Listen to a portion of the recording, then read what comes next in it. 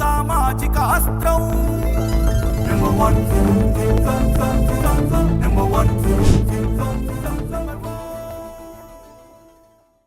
Welcome to number 1 news. This is Madhu.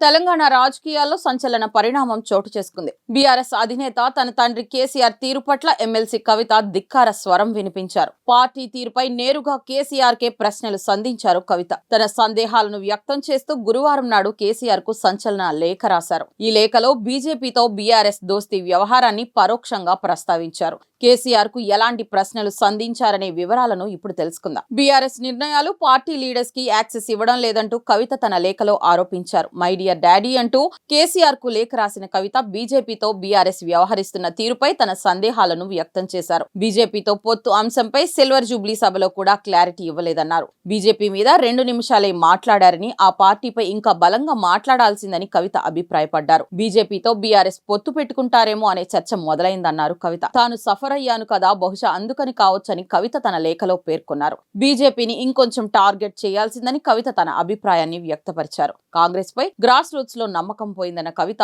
BJP alternative ఆలోచనను మన cadre చెబుతోందన్నారు. MLC ఎన్నికల్లో మనం పోటీ చేయకుండా బీజేపీకి హెల్ప్ చేశామనే మెసేజ్ కాంగ్రెస్ బలంగా తీసుకెళ్లింది. కేసీఆర్ యాక్సెస్ దొరకడం లేదని, సెలెక్టివ్ యాక్సెస్ అని జెడ్పీటీసీ, జెడ్పీ చైర్మన్లు, ఎమ్మెల్యే స్థాయి నేతలు బాధపడుతున్నారు. అందరికీ అందుబాటులో ఉండేలా ప్రయత్నించండి. వరంగల్ సభలో ఉద్యమ నేతలకు సరైన ప్రాధాన్యం దక్కలేదు. 2001 నుంచి మీతో ఉన్న వారికి మాట్లాడే అవకాశం ఇస్తే బాగుండేది. పాత ఇన్ఛార్జ్లకే బాధ్యతలు ఇవ్వడం కూడా క్యాడర్ కు నచ్చలేదు. స్థానిక ఎన్నికల్లో పోటీ చేయాలనుకుంటున్న వారికి నేరుగా పార్టీ ఆఫీసు నుంచే బీఫామ్స్ ఇవ్వాలి. వరంగల్ సభలో ఉర్దూలో మాట్లాడలేదు. వక్ఫ్ బిల్లుపై మాట్లాడలేదు. ఎస్సీ వర్గీకరణ, బీసీలకు 42% అంశాన్ని విస్మరించారు అని కవిత తన లేఖలో సంచలన అంశాలను ప్రస్తావించారు. వాస్తవానికి కవిత అమెరికా వెళ్లడానికి ముందే కేసీఆర్ కు లేఖ రాసినట్లు కాంగ్రెస్ నేత శామ్ రామ్మోహన్ రెడ్డి ఆరోపించారు. ప్రెస్ మీట్ పెట్టి మరీ ఈ అంశాన్ని హైలైట్ చేశారు. ఇప్పుడు ఆ లేఖ వ్యవహారం నిజమని తేలిదే. లేఖలో పేర్కొన్న అంశాలను పరిశీలిస్తే శామ్ చెప్పినట్లుగా కేసీఆర్ ఫ్యామిలీలో ఏదో నడుస్తోందని అనుమానం మరింత బలపడుతోంది. ప్రస్తుతం కవిత